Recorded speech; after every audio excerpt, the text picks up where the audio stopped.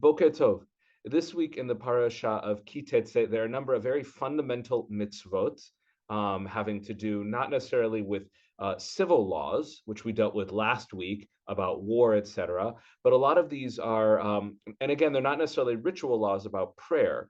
They're more about laws about ritualistic type practices about how one lives one's life that don't necessarily have any logical basis. And that'll make more sense as we go into it. And the law specifically that we're going to look at is the one about men not dressing as men and women not dressing as women. Now, as I titled this class, it's not just about that mitzvah that I've entitled cross-dressing, although it's more complicated than that, but it's also about gender identity. Now, I'm not going to make that the main focus of today because the question, welcome, Jane, the question Hi. of gender identity, gender dysphoria, sex change, all of those different things is an incredibly important one.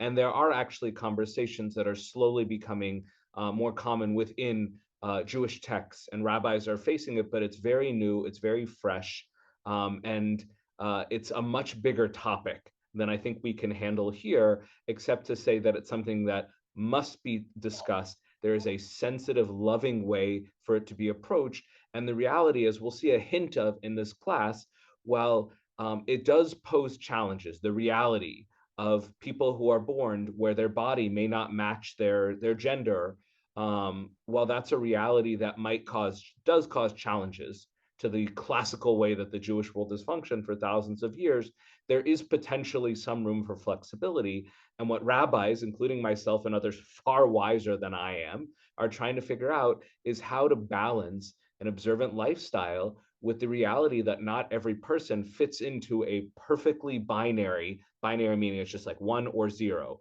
male or female, man, woman, boy, child. There's lots of different gradations and incredible programs like Dr. Kinsey out of Indiana University and the Kinsey Institute have studied this for years and how human sexuality is really complicated. And the Torah doesn't appear to leave openings for that. But if you read between the lines, there is a lot more nuance there. And we're going to explore some of that tonight. But again, this is part of a much bigger conversation where other experts, far more studied than I am, their voices need to be heard. So what we're going to do is focus on the specific mitzvah in this week's parasha of men and women sharing each other's clothing and look at how it was understood by the rabbis. So Gloria, let's go ahead and jump right in. I'll have you take one or two sources because they're so brief. But the first one is just the mitzvah itself. And we will be referring back to some of the Hebrew words, but for right now, the English will give us a sense of the commandment, which doesn't really give any introduction. It's just a series of commandments, this one, and then continues on after it. So please. A woman must not put on man's apparel, nor shall a man wear a woman's clothing, for whoever does these things is abhorrent to your God. Excellent. We're going to come back to some of this language here, but I'll just point out a few of the words just so you can kind of start thinking about them and notice some of the peculiar things. It doesn't, if you just read the English, it seems pretty straightforward. A man can't, or actually it says a woman can't wear men's clothes and a man can't wear women's clothes. God doesn't like it. Seems pretty straightforward, but it is anything but. The first one is that when it identifies a woman, it uses the word isha, which is a pretty common word for just a common word for a human woman as opposed to Adam, a man, or ish. There are several words to refer to a man. But this is the most common one for women. However, when it says man here, it doesn't say ish as opposed to a woman isha, and it doesn't say Adam, it says gever. Now, in modern Israel, if you call a guy a gever, it'd be like, gever, it's like, what's up, dude? But in the Torah, sorry, one second. But in the Torah, the word gever for man is very uncommon. And it's usually not the opposite of isha. So that's already an interesting choice. Then the second thing here is when it talks about what women are not allowed to wear, it uses this phrase kli gever. Gever, however it's being used. Kli can mean a tool, a vessel, clothes in general. It has a lot of definitions. But when it says what a man can't wear, it's specifically a simla, some sort of dress or tunic. So again, it's not simply clothing. There's clearly something more complex happening here. And the last one that we really won't dwell on is the famous one. It's a toeva. It's they translate it's abhorrent to your God. Now, the word toiva, there's plenty of other words in the Torah for things that are bad or evil.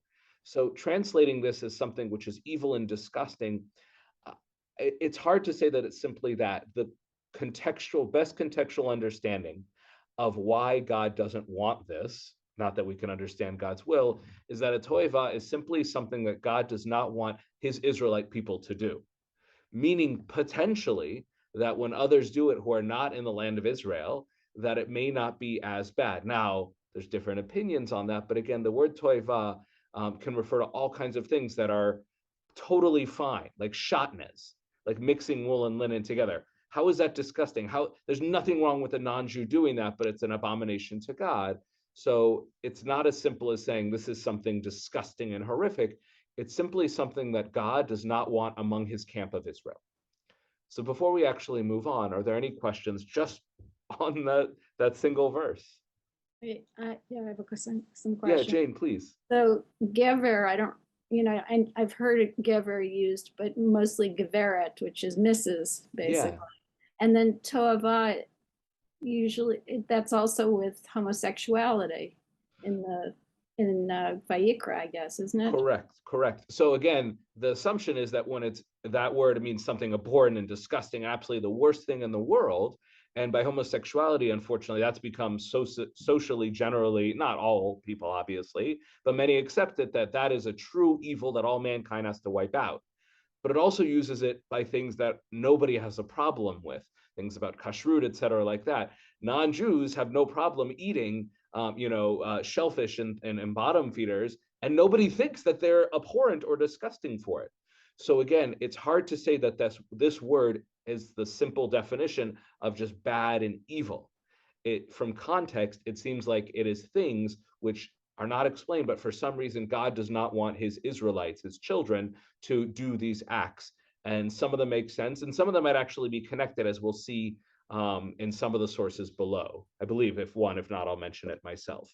And the word gever, again, it's clearly referring to some sort of masculine being, as opposed to goveret, but it's very uncommon. It's not usually used when they're talking about, if they're talking about mitzvot about men, they're not going to say gever. So why here gever? So we'll come back to that. So what we'll do for the rest of the sources is the next one is we're going to look at the section I call it ta'ameh ha-mitzvah, which means the reasons for the mitzvah. And again, the Torah gives us it gives us sort of a reason. It says, why don't you do this? Because it's hatoeva to Hashem. But the rabbis try and figure out why. Why does God not want this done by his Israelites? What bad could come from cross-dressing? It's not an inherently evil or destructive act. If I wear a dress, how am I hurting anyone? And the rabbis are troubled by that too. And one of the interesting things we'll see is based on how they understand the reason for this mitzvah, it affects their ruling on how to interpret it. Because the fact that there's different language for man clothes and women clothes, the rabbis interpret it and actually limit and create exceptions for what the Torah is actually talking about, which is done quite regularly. Again, like eye for an eye, hand for a hand. The rabbis don't take that literally. They get for all kinds of reasons. So why don't the rabbis take this literally? Why can't we just say cross-dressing is always forbidden? And that non-literal reading really opens the door for those who are, have gender, I won't say struggling, but they have gender dysphoria and the realities today where, again, not everybody fits into a perfect gendered box. So, Gloria, I'll have you take the first source in the next section. So Rashi is one of the most famous interpretations, and we will come back to him later, but I will point out that Rashi's opinion here is based on an opinion in the Talmud. So this isn't just what Rabbi Shlomo Yitzchaki thinks. This is more or less what the Babylonian Talmud thinks about why God forbids cross-dressing. So go ahead, please, Gloria. The apparel of a man shall not be on a woman, so that she look like a man in order to consort with men, for this can only be for the purpose of adultery, unchastity. Excellent. Now, there's so much to unpack there, particularly with some contemporary voices today saying that those who have a sex change or dress like the other gender are only doing it so they can sneak into bathrooms and do horrible things, which is, I believe there's zero evidence for that ever happening. certainly not with 99% of people who are born a different gender than they feel or know that they actually are or are. However, Rashi is trying to struggle with, see, what again is the inherent evil? Why is it so bad to cross-dress? And he doesn't just say people are cross-dressing to do this. He says people who want to do this might use cross-dressing as a tool so they can go amongst the other gender. And we'll come back to how important that distinction is. But again, the Talmud implies their understanding is that cross-dressing is only done as some sort of abusive, weird sexual act. It doesn't explicitly use the word rape, but maybe that's implied in there. But there's certainly a great negativity with this type of cross-dressing.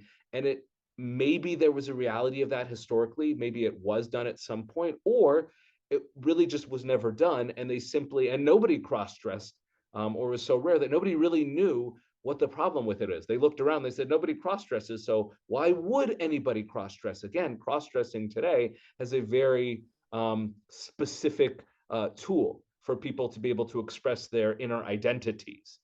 But for them, they didn't have that idea. But we're going to move on to a few of the other very famous understandings. And Gloria, I'll have you take this next one as well. Rambam in his Moreh Nevuchim, consistent with the rest of his guide for the perplexed, says that every single mitzvah in the Torah is basically about one thing, which there's often a lot of truth to, but you'll see in a moment what I'm talking about, because he basically says everything is about this. Go ahead, please, Gloria. Same is also the reason of the precept, the woman shall not wear that which pertaineth unto a man. You find it in the book Tam Tam that a male person should wear colored women's dress when he stands before Venus, and a female, when standing before Mars, should wear a buckler and other armor. I think that this precept has another reason, namely that the interchange of dress creates lust and leads to immorality. Thank you. Two things here.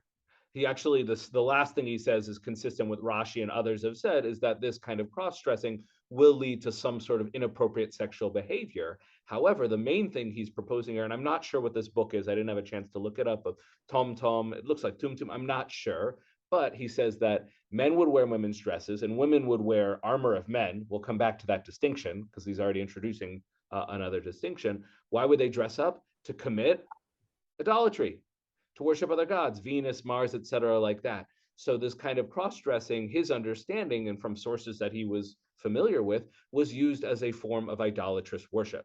So he also adds the inappropriate sexual behavior, but for him, it's primarily a matter of idolatry. And that's consistent because Rambam thinks almost everything in the Torah that doesn't seem to make sense to us was there to separate us from idolatrous practices. Now, again, maybe there's some evidence for that. I don't think there's a lot, but it's not crazy. But it's really more or less Rambam who puts that out there, and it doesn't have a lot of impact on the later laws that we have. And that's true of the next thing as well. Jane, you can take over and I'll have you read a few as well. Source number 3 from Abraham Ibn Ezra. And it's just literally just those 3 words in the Hebrew. Go ahead. That which God made. So the idea is why can't man dress as woman and vice versa is because God created a world in which women dress as women, men dress as men, and this subverts creation. Now that idea of subverting God's creation, the way God made the world, is used as an explanation against witchcraft, which is forbidden by the Torah. And by the way, I think we'll see it later, it can be applied to a lot of the mitzvot in Teitze. Why is homosexuality forbidden? Not because it's inherently an evil, destructive act, but it's against the way in which God made the world. Now, of course, the counter argument could be homosexuality, gender dysphoria exists because they're part of the world in which God made. But there's an assumption that there's a certain default, typical, not normal, I'm not using the word normal, but there's a typical order to the world, and things that don't fit in that order are forbidden to Israelites. And again, maybe it's just Israelites. Maybe for non-Jews, these actions like shatnez, etc., are fine. But God wants God's specific nation to fit the typical model. And again, so much to unpack there. The idea of gender roles, that men dress as men, women dress as women, is something that's developed amongst humans for thousands or millions of, well, not millions, but thousands of years. Early human beings probably just all wore loincloths, if anything. So there's a lot to unpack there, but it's important to know this idea, again, could explain a lot of the mitzvot, and it's one that's popular. although it won't necessarily have an impact on our later sources. This next one, Rambam hinted at, Maimonides hinted at, but Rabbeinu Bachya says explicitly. So go ahead, Jane, please source number 4. Male apparel shall not be on a woman. The principal concern of our verse is to deny the woman the right to bear arms. She is not to go to war and become a cause for immorality rampant during war. Excellent, thank you. Now, again, there's 2 parts here. The last part is still connected to the idea that Rashi brought, which is somehow cross-dressing will lead to inappropriate sexuality. But what he's doing here is so important, because what he's saying is that when it says a man's clothes, it doesn't mean all men's clothing. It's a specific kind, armor, war armor. And we'll come back to that a lot more in the next source from Philo, the 0th century or 1st century early Jewish writer, but that there are certain clothes that are associated with men, specifically with war. Men go to war, women can't go to war. What happens, there's the famous story, Mulan, that Disney did a version of it. It's a much older story about a woman that wears men's clothes so she can go to war instead of her aging father. Now, it's a beautiful story. She becomes a hero, but according to Rabbeinu Bachya, the danger is she hangs out at that camp dresses like men, and inappropriate sexual things might come to pass. But more importantly, it's that there's distinctive roles for men and women, and cross-dressing will lead them. It's not the clothes themselves. The clothes don't make the man. It's they'll lead them into situations that they don't belong in. So to a man dressing as a woman will end up in places that he shouldn't be. But here's the really important thing.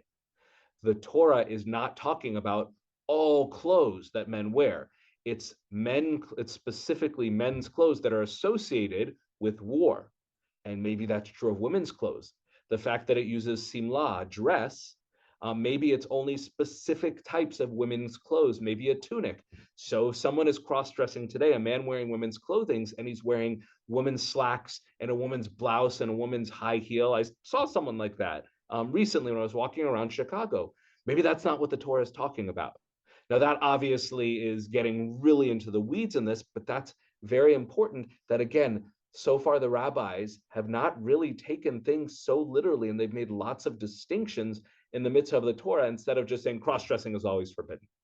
So this next one really digs deeper into that. Oh yeah, sorry, Jane, go ahead. I'm thinking of Gal Gadot and Wonder Woman. And her wearing armor? Yeah. So that's and she's Jewish, of course, but so that's interesting and that actually comes up, won't explore it as much tonight, is talking about pants. Are pants something which are inherently male, or pants something so universal now that everybody wears them? So can women wear men's pants? And one of the most common rulings is that women can wear pants. There's other issues about modesty and not wearing super tight pants, but pants in general are permitted for women as long as they are women's pants. So obviously there's all kinds of various rulings, but if a woman says, can I wear loose fitting pants like these Israeli fisherman pants that are made for women? Generally, the answer is often yes. So the question with Wonder Woman is, if she's wearing women's armor and she lives on an island where women go to war, does that change it? And Rambam, Maimonides, we'll see in his ruling, kind of sets the stage for, again, things are not black and white, which is really important and cool, and shows that mitzvot are the foundation. There's a lot of room. Yeah, Gloria, go ahead, please. I didn't mean to interrupt you. No, not at all. Go ahead. Just in that number 4 that we just read, now there are women in the military, and apparently there's a lot of abusive behavior going on. So, yeah, and that's, first of all, that's deeply troubling and just horrific. And the response to that from outside of the discussion of this mitzvah is not to say women can't be in the military. However, when we read sources like this that are so archaic and we say, oh, it doesn't apply today and they're so backwards, we should recognize that things which seem to be small c conservative with us, they're not always completely a bunch of bunkum. There's often some truth to them, sometimes a lot of truth, sometimes an uncomfortable, or as Al Gore would say, an inconvenient truth. So the idea of men and women being in the trenches together, oftentimes inappropriate things do happen. And that's a very important thing to deal with. But the response for the military is not to say women can't fight in the war. It's how do we change the culture so that women can be soldiers? But a practical question in the Israeli military, do they have fundamentally different uniforms for men and women? Is it just one uniform and it's just a matter of size? and I don't know the answer to this. That would be very interesting because I know Orthodox rabbis have a lot of influence on what's done in the Israeli military. But that's a very important and relevant question, and shows that this stuff should not be so straightforward. And we'll find in the end, it's not that Jewish law says, okay, all transgender is totally fine and the mitzvot don't apply at all. It's much more complex than that. But my hope is to show that the conversation is possible. So the next source here, and Jane, I'll have you take it as well, again, is from the first century, Second Temple writer Philo, who gives us a really good insight into pretty early rabbinic thought. And he's going to explore an idea that we've sort of seen hinted at here. Go ahead, please, Jane, source number 5. For it, the law required the one who is truly a man to act like a man, even in these particulars, and especially in his clothes, which, since he always has them on both day and night, ought to have no indication of unmanliness. And of course, in the same manner, by training the women in appropriate adornments, it forbade her to assume a man's dress, ultimately guarding against the manly woman as much as the womanly man. For it knew that, as in buildings, if one stone is taken away, the others will not stay in the same place. Excellent, thank you. So what Philo is saying here, and again, he's trying to understand the purpose of the mitzvah. In some ways, it's connected to even Israel. Like, this is the typical way of the world. The typical way is men act like men and women act like women. Now, as I pointed out, you can go to the Kinsey Institute or just ask anybody on the street. The world is way more complicated than that. And I'm not talking about people, in the LGBTQ plus community. Just in general, there's a spectrum of masculinity. But Philo's suggesting, and by the way, maybe that is what the Torah is suggesting by using the word gever. That's where the word gever becomes very important here. So the word gever doesn't just mean a biological man. Gever has a connotation of a man and his masculinity, a man who acts like a man. And again, that's very loaded. What does that mean? A man who acts like a man. But several thousand years ago, maybe it was much easier to distinguish between someone acting manly and someone acting in a feminine manner. And he's suggesting that this law is in place to make that distinction. Men should act and dress like men, women should act and dress like women. But again, it's not the actual clothes themselves. So potentially, if there are clothes which are neutral, like something like pants, it's not about pants. I wear pants, women wear pants. That's not defines whether I'm a man or she's a woman. It's so many other parts of our identity. And somebody who's asexual and doesn't identify as a gender. Again, pants, you'll see it's Pat from SNL, a classic skit where a character is actually played by a woman, dresses in a button-up shirt and pants. And the whole point is one can't tell what gender that person is. So even though it's a comedic thing, it really does explore how complex and nuanced gender can be. So it's not about the clothes per se, it's about clothes that make the man. So someone like Wonder Woman or a woman dressing up in an explicitly male garb, that's something that perhaps the Torah is opposed to. But a woman wearing clothes that are often from a men's store that aren't specifically gendered, maybe that's not what the Torah means. So that's still problematic for the identity of those who are transgender, but it shows that it's not about the specific clothes, and it leaves a lot of room, again, for a flexible conversation instead of just saying cross-dressing is always forbidden. So any questions before we now get into some practical rulings that would be relevant to our conversation? Excellent.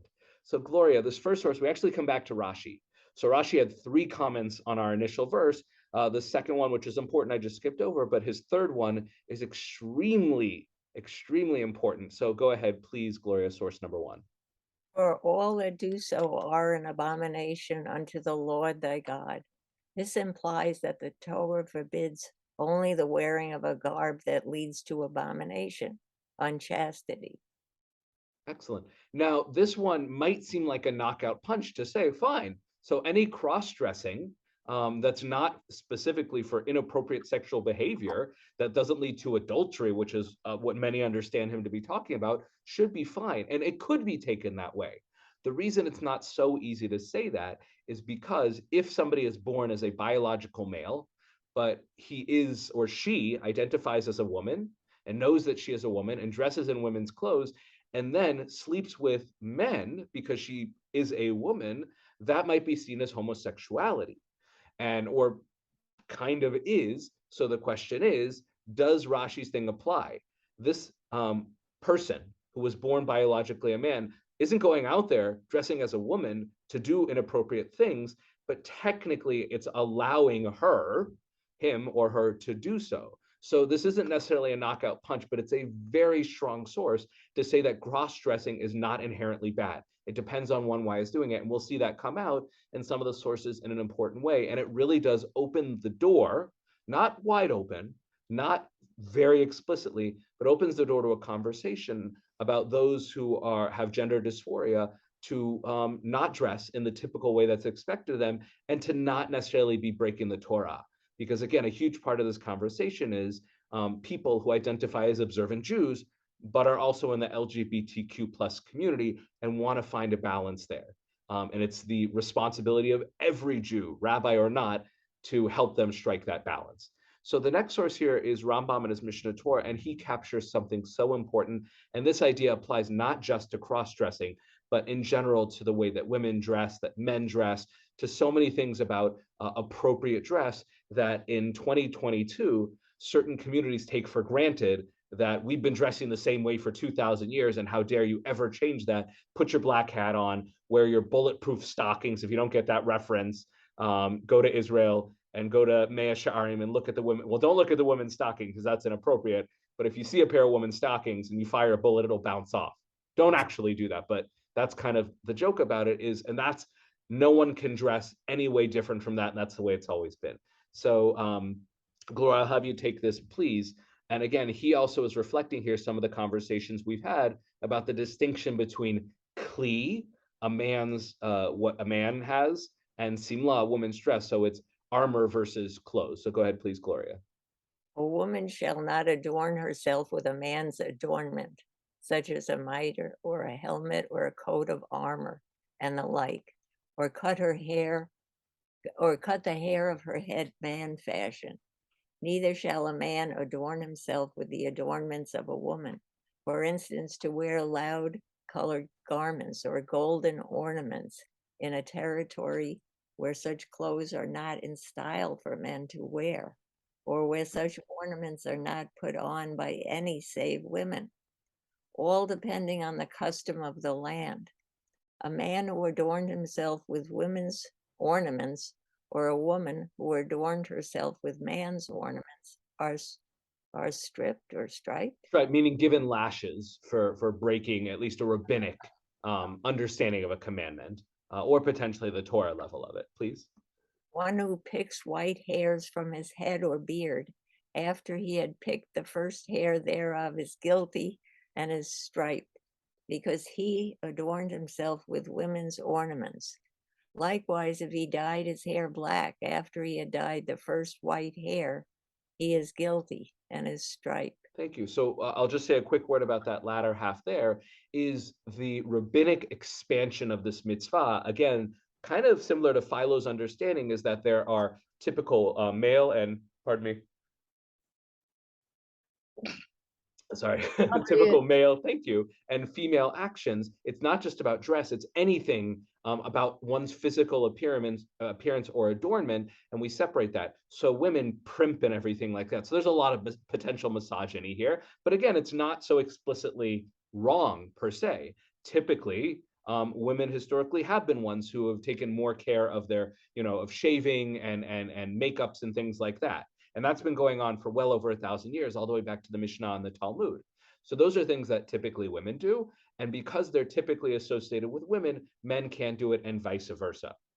But one of the really important things he does here in the middle is point out that if you live in a town and there's a garment that's not explicitly women's dress, but only women wear, loud, bright colored scarves, then even though a scarf is not inherently a gendered item, men can't wear it, because everyone will assume he's doing it to appear and adorn himself like a woman, and vice versa. But the reason that's relevant today is, in America, where everybody wears shorts and t-shirts, and it's important to note that there's laws about modesty, which are not set in stone.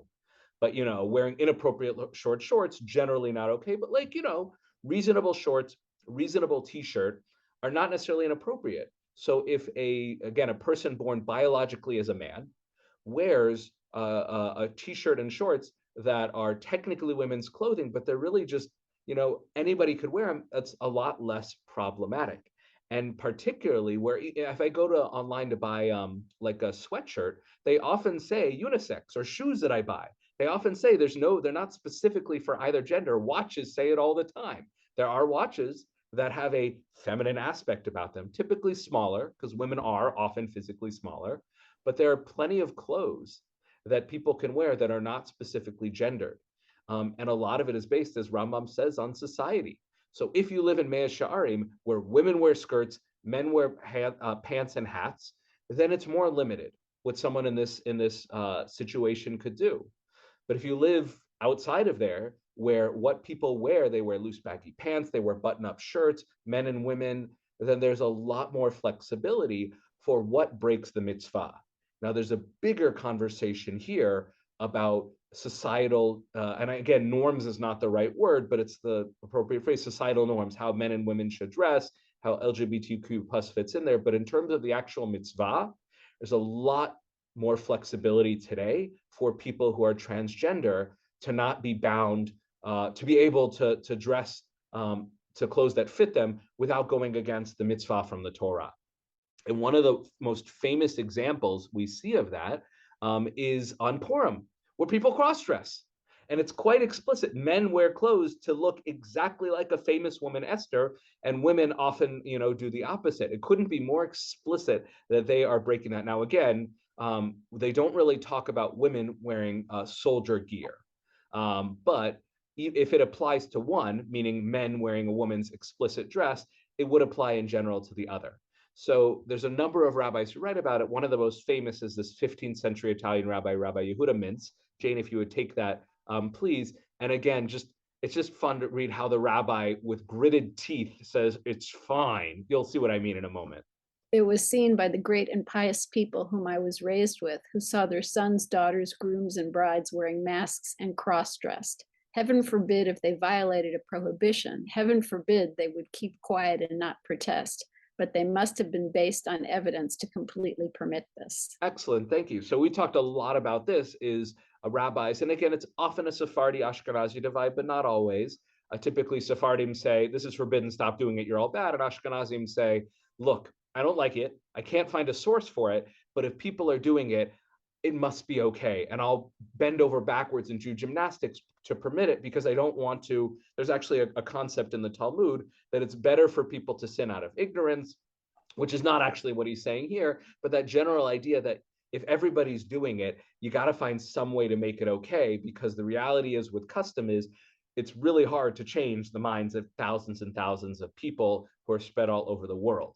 But what he's saying is, I see people cross-dress on Purim, and I don't think it's okay, and I don't like it. And God forbid they're breaking a Torah mitzvah, but I'm sure it's fine because I trust that they must have asked a rabbi at some point, and that rabbi had a proof. I don't know what it is. So again, I don't think he's trying to be humorous, but there is a certain humor to it, and there are many rabbis who say that.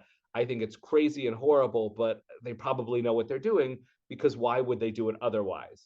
Now, anyone who studied history, of human beings, sociology, et cetera, like that, say people do things all the time that they know are wrong. But that's besides the point. Rabbi Yehuda Mintz ultimately says, I don't like it, but it must be okay, which leads to a number of rulings that mention him and permit it. Now, most importantly, in the 16th century, the Shulchan Aruch says explicitly of Purim. Go ahead, Gloria. And the custom to wear masks, costumes on Purim, and a man wearing a woman's dress and a woman wearing man's clothing is not prohibited, since the intention is for mere joy. Excellent. And the idea that cross-dressing depends on one's intention, who is that echoing? What famous, one of our first sources is? Rashi, who reflects in his understanding the Talmud, even though it's his interpretation. So this is huge, that the reason one does it, if it's to bring joy, if it's for a positive thing, then cross-dressing can be permitted. Now, I don't know if I would say the majority, but probably at least a plurality of sources and recent sources don't allow cross-dressing. They just don't allow it on Purim. However, every single one of them says, if someone does it, they are not sinning. If they say, Rabbi, can I do it? No, I'm going to do it. Okay, that's your choice. Rabbi, am I sinning? No, we just generally, rabbis are opposed to it, but that's important. So somebody cross-dresses and they're doing it out of a sense of joy or happiness, maybe it's permitted. Now, no one that I'm familiar with of a well-established source has explicitly said that we can apply this to transgender cross-dressing. That doesn't mean no one has said it, and that doesn't mean someone established has said it and I'm just not familiar with it. But this very much sounds like the basis for a ruling that would allow for cross-dressing if done for positive constructive reasons. And in fact, the last source here, it's actually a footnote of Penine Halacha. I didn't bring the main source because it was insanely long and he went all over the place. But the Beit Chadash, I believe, might be a commentary on Arbitorium, or the Shulchan Aruch, I'm not sure. But according to the Bach, one may be lenient about wearing clothes of the opposite gender when there is a real need to wear a garment of the opposite sex. The famous, well, he brings the example here. For example, a man may wear a woman's raincoat if he has no other way to protect himself from the rain, because his sole intention is to protect himself. And the Taz concurs. Now, when I read through the Bach, one of the things he actually talked about is the word tsa'ar, pain. If wearing the garments, which generally would be prohibited of the opposite gender, can remove pain, and usually it's about cold, etc., like that, and causing warmth, then it would be permitted. But again, well, no one I'm familiar with has explicitly used this line of reasoning. Could we not say that someone who is suffering, really suffering from gender dysphoria, and the number of suicides or just deep psychological suffering by the lack of acceptance for those in the transgender community who are not allowed to be who they are, that kind of pain, if there's a way to alleviate that pain, could that not apply to this? They're not cross-dressing to be an abomination, to rape, to take advantage sexually, to go into inappropriate situations. They're doing it because they're in deep, often physical, but definitely psychological pain. So why would cross-dressing be forbidden there? So there was an amazing article by a rabbi we've seen before, Rabbi Gil Student, and he comes down fairly strict on this. And ultimately says, not ultimately, but he says really cross-dressing is not so obviously permitted here in the case of transgender. And we need to live with that fact and accept that it is a problem and it's not obviously okay. But he does say that ultimately it does come down to a case-by-case basis where we need to look at the individual. And if we identify that person as someone who's deeply suffering, potentially could be identified as someone who is, and this is where it gets kind of, a little uncomfortable, someone who is sick. And he doesn't mean that in the thing of, oh, these people are sick, but to say that it's somebody who has some sort of condition. And in Jewish law, when someone has a physical or mental condition, the law can be more flexible. So we're not doing it to disparage those who are transgender, but rather if we can move them into another technical category, then there's more room for leniency. And if we can say that it's better for them to cross-dress, which might technically be forbidden in most cases, but it's better that they cross-dress than be a suicidal. And in fact, rabbis do this in the case of homosexuality. It might be better for two men to be in a relationship in which they do some physical things than for them in a safe, committed relationship with just the two of them monogamous, which again is strictly forbidden, but maybe it's better to do that than for them to explore their sexuality in places where it's unsafe, where they might get other diseases, STIs or monkeypox, which is spreading in the gay community. And that is much worse because that will lead to death. So it might be a factor of saving one's life. So even though from the perspective of the LGBT plus community, say, how dare you call us sick? It might be a technical loophole that allows for some leniency, but more importantly, we've seen that mitzvah from the Torah that we take for granted that forbids all cross-dressing is far more complex. And in fact, the choice of language of gever versus isha is clearly pointing out that it's not just about a black and white thing. There are gender norms, there are gender typical ways of expressing oneself. And as Rambam pointed out, and others would agree with him, those roles and the way they're expressed often change. So is there an easy out, an explicit ruling that cross-dressing is okay in the case of those who are transgender? Not yet that I'm familiar with. Is there absolutely room for flexibility? And as societal norms change and dress becomes less gendered, is there a lot of room for these people to dress as is appropriate for them, and keep the Torah completely? Absolutely, there is. And that's where the conversation should be. And for many rabbis is. And in some communities, this conversation would never happen. And there's a lot of psychological damage that happens there. And the reality is, we have to walk the line between those two realities. And that's tough, but it's so important because, as I mentioned, it can be a matter of life and death. And if it's handled sensitively, it can allow for a human being to express their true soul and their true nature. And what are the mitzvot other than creating godly people who are able to be who they truly are and stand up before God with love, commitment, and loyalty instead of feeling afraid and having to hide from God?